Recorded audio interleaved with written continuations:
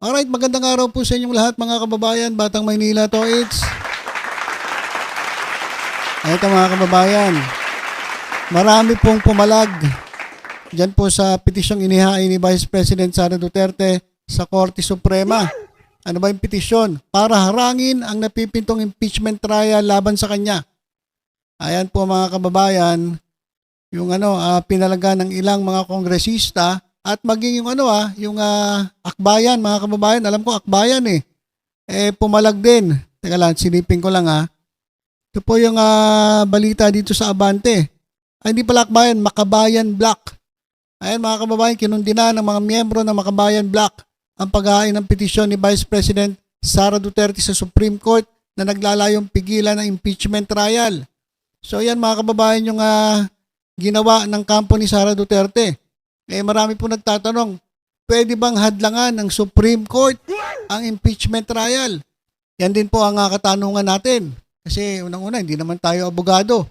So, pwede ba? Kasi ang alam ko, sabi ni Luistro, hindi po pwedeng makialam ang Supreme Court Pagdating po dyan sa trial alam ko, binanggit din ni former Senator Drilon kanina. Doon po sa House of Representatives, nag-live po sila ron tungkol sa napipintong impeachment trial. Anyway, pakinggan po natin itong balita. Umalag naman ang ilang kongresista sa petisyon ni Vice President Sara Duterte sa Korte Suprema para harangin ang napipintong impeachment trial sa kanya. Tingin naman ng ilang mambabatas, hindi dapat makialam sa paglilitis ang Korte Suprema. Nasa frontline ng balitang yan, si Marian Enriquez. Kinundena ng liderato ng Kamara ang petisyong inihain ni Vice President Sara Duterte sa Korte Suprema para pigilan ang napipintong impeachment trial sa kanya. Ayon kay House Senior Deputy Speaker Aurelio Dong Gonzales, mukhang desperado na ang bise na takasan ang kanyang pananagutan. Natatakot na raw ang kampo ni VP Sara kaya gusto nang pigilan ang impeachment process lalo't masisilip ang kanyang bank records. Tinawag namang garapalang pagtatangka ni House Deputy Speaker JJ Suarez ang petisyon ni VP Sara na harangin ang impeachment trial. Giit niya, kung talagang inosente ang bise, harapin na lang sana niya ang mga paratang laban sa kanya imbes na tumakbo at humiling ng proteksyon sa Korte Suprema. Para naman sa isa sa mga tatayong impeachment prosecutors na si Batangas 2nd District Representative Jinky Luistro, walang legal na basehan para pigilan ang impeachment trial. Yung verification po na kanilang question, it was followed word for word as written in the rules. So, it is our humble opinion na there's nothing wrong with the verification. Hindi rin daw minadali ng Kamara ang fourth impeachment complaint na ipinasa sa Senado. Nakabuo po tayo ng strong impeachment complaint without need of referring it to the Justice Committee because it has the support already of 1/3 of the members of the House. Iba naman ang pananaw ni Iloilo 3rd District Representative Lawrence Defensor sa petisyon ni VP Sara. Naniniwala siyang hindi makikialam ang Korte Suprema sa proseso ng impeachment dahil isa raw itong political question. Bagay na sinigundahan din ni dating Senate President Franklin Drilon. The basic rule is found in the Constitution. The impeachment court shall decide all impeachment cases. Leave it to the judgment of the Senate asking or acting as an impeachment court to decide on this, including questions of jurisdiction. So it's best that the Supreme Court does not interfere. Okay, so yung pala mga kababayan, na bagamat si Sara Duterte ay nag-file ng petition para hadlangan itong impeachment proceedings, marami po nagsasabi na wala pong legal basis na makialam ang Supreme Court. Ayan, narinig natin kay Congresswoman Luistro, narinig natin kay isa pang congressman, at narinig din natin kay former Senator Drilon na hindi po talaga pwedeng makialam ang Korte Suprema pagdating po sa impeachment case na isinampa laban kay Sara Duterte. So yan po yung yung aabangan natin mga kababayan, kasi nagsampa ng petisyon sa Korte Suprema Sara Duterte. Pero ayon naman sa ilang mga galing na abogado, hindi daw dapat makialam ang Korte Suprema pagdating dito sa impeachment case ni Sara Duterte. So abangan natin mga kababayan kung ano mangyayari dito. Kasi bagamat itong impeachment complaint nandiyan na sa Senado, parang walang balak si Chis Escudero talaga na na gawin itong impeachment trial habang may recess. Pero sabi ni Drilon kanina, kung narinig ninyo, pwede raw siya humingi ng special session sa presidente at pag-usapan itong impeachment case. Pero matigas talaga si Chis Escudero. Sabi niya, hindi mangyayari yan. Paulit-ulit kong sinasabi sa inyo, hindi mangyayari yan. At mag-abang na lang kayo ng pagkatapos ng June 30. O dyan po, magsisimula ang impeachment trial. Pero habang ako ang Senate President, walang mangyayaring impeachment trial habang naka-recess. So yun yung paninindigan ni Chis Escudero. Paano kaya, no? Kung hindi naman pwede mag-convene. Pwede mo mag-convene itong mga ilang senators at tanggalin si Chis Escudero sa pagka-Senate President. Wala kasing alam tayo sa sa pagiging abogado no. Kasi nung nag-aaral tayo, law tayo loko. Saka iba po kasi, iba po yung linya ko civil engineering Ang layo po doon sa law Sana pala ang ganda pala ng law, no? Grabe, kaso sabi nila, wala daw na pumunta sa langit ang mga abogado. Okay na ako. Okay na akong civil engineer. At least, may pag-asang mapunta sa langit. Okay. Teka, napunta na tayo sa langit. Okay. Ito mga kababayan. So, pumalag itong ilang mga kongresista. Bakit? Ang tanong nila kay Sara Duterte, bakit, Madam Vice President, bakit mo hahadlangan ang impeachment case mo? Bakit mo harangan ang trial laban sa'yo? Ayaw mo bang malaman ng taong bayan ang katotohanan? Ayaw mo bang, meron dito ayaw mo ba na mabuksan ang iyong mga bank accounts? Ayan sabi dito, kaya daw siguro natatakot si Vice President Sara Duterte dahil baka raw maisa publiko ang kanyang mga bank records. Kaya nag-ayon siya ng petisyon sa Korte Suprema upang pigilin ang Senate impeachment trial. BP, totoo ba? Totoo ba na natatakot ka na mailabas yung kayamanan mo dyan po sa isasagawang impeachment trial? Kasi doon mapupunta yan mga kababayan kasi iimbestigahan yung mga kanyang confidential funds kung paano niya ginastos at siyempre babalik na naman tayo doon sa umpisa, tatanungin kung sino to si Mary Grace Piatos at si Cocoy Villamin at yung mga 1,000 pang binigyan ng pera pero hindi naman totoong tao, hindi naman nag-exist. So balabang pupunta yan doon bubuksan yung kanyang bank account, titingnan. Parang parang yung kay Erap to mga kababayan, di ba? Ganun yung kay Erap. Kaya lang kay Erap hindi natuloy kasi ayaw pabuksan yung envelope. Kaya dito pwede kayang ganun may mga bubuksang mga bank accounts tas baka may kumontra na wag buksan at magbotohan etong mga senators. At pagkatapos nito ay magkaroon na naman ng EDSA. Kasi yung kay Erap pinadlangan nila ayaw nilang buksan yung envelope na maaaring maging solusyon, maging sagot dun sa kanilang katanungan. Hindi po nabuksan kaya nagkaroon po ng EDSA. Ito naman kay Sara Duterte, sa tingin ko naman hindi mangyayari yun kasi mas marami po sa taong bayan ang gustong malaman ng katotohanan. At ayun daw, ano ba? VP Sara Duterte, bakit ka natatakot na ikaw ay maimbestigahan diyan sa sa Senado, diyan sa impeachment trial? Sabi pa nga ng iba, kung ikaw ay sa tingin mo, ikaw ay inosente at kagaya ng sinasabi mo na wala kang kinalaman sa lahat ng mga nawawalang pera, mga confidential fund diyan po sa DepEd at diyan sa Office of the Vice President, kung wala ka talagang kinalaman, bakit ka natatakot na humarap o harapin itong impeachment complaint at sagutin mo lahat ng tanong sa iyo?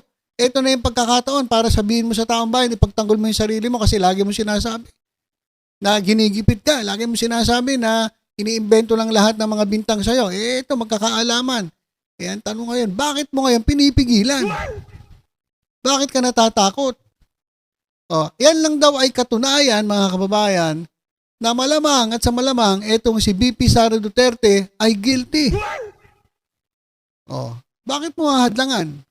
Para hindi mabulgar kung ano yung katotohanan? Nako. Alam ko mga kababayan, abogado niya dito sa impeachment case si dating Pangulong Rodrigo Duterte, yung tatay niya. Kasi syempre, pag nabuksan itong mga bank accounts ni Sara Duterte, madadama yung bank account si Tatay Digong. Hindi magkakabukuhan na mga kababayan.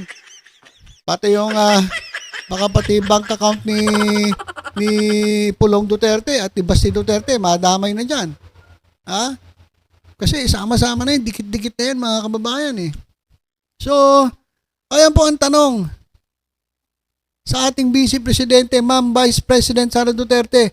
Totoo ba na kaya kayo nag-file ng petition para hadlangan ng impeachment case yan sa Senado ay dahil po ba natatakot kayo na maisa-publiko ang inyong bank records? Kayo po ba ay natatakot na malaman ng buong Pilipinas ang katotohanan pagdating po sa paggastos o anomalya sa paggastos ng confidential funds? Yan po sa DepEd at yan po sa Office of the Vice President. Ayun po ang aming tanong sa inyo, Madam VP. Kasi kung talagang wala po kayong kasalanan na lagi niyong sinasabi, bakit kayo matatakot na harapin yung impeachment proceedings na mangyayari? Diba? So yan. Yan po ang update natin pagdating dito sa sa impeachment case ni Sara Duterte. So teka muna. Dagdag ko lang mga kababayan, Balitang Maynila po muna tayo ha. Balitang Maynila.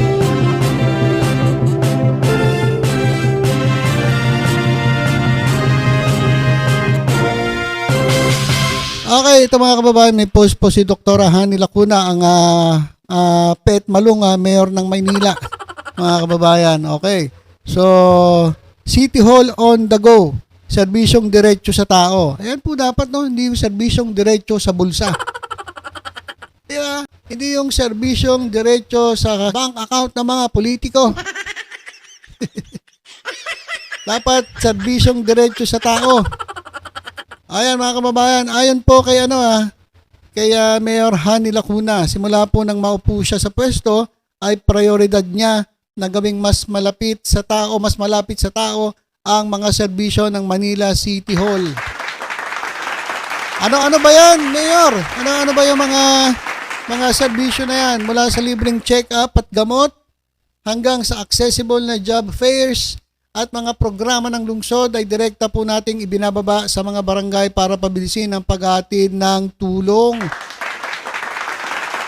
Ito mga kababayan, sa buong taong 2024 ay mahigit 88,000 Manileño na ang direkta nating natulungan. Isa po itong patunay na hindi naman natin kailangan magpapogi at mag-ingay sa social media para lang masabing tayo ay may nagawa. Kaya sino kaya pinatatamaan nito ni Mayor Hani Lacuna? Sino ba yan? Sino ba yung nagpapapogi lang? Sino ba yung nag-iingay sa social media? Para lang masabi na may mga nagawa. Kasi alam niyo si Mayor Hani Lacuna, hindi po ganun yung style niya eh. Yung lahat ng gagawin niya nakakamera. Lagi po siyang nasa sidelines. Hindi po siya sanay sa ganun. Yun nga minsan ng sinasabi ng mga humahanga kay Mayor Hani Lacuna. Kasi hindi ka nasanay na ganun. So, hindi siya masyadong kilala sa social media. Pero yung isa talaga naman sabi ko sa inyo, kahit pag-utot at nasa social media. Kahit may sakit nga, di ba mga kababayan? Kahit may sakit, kahit nakaswero, nakakamera pa rin. So, hindi po ganun si Hani Lacuna. At nangyari mga kababayan, mahigit 88,000 Manileño ang direkta nilang natulungan nitong nakaraang taon. Kaya katunayan po yan na hindi po siya nagpapapogi lang at hindi kinakailangan ng social media para masabing siya ay may nagawa. Ayan mga kababayan, 88,000 plus Manileños ang direktang natulungan, 600 plus barangay sa mga nababaan ng programa. Yan po yung Kalinga sa Maynila. Ang nangyari mga kababayan, sila na po yung lumalapit sa barangays eh. O kauna-una ang mayor ng Maynila na nagatid ng serbisyo direkta sa tao. Yan po yung mga yung mga programa ni Mayor Hani Lacuna.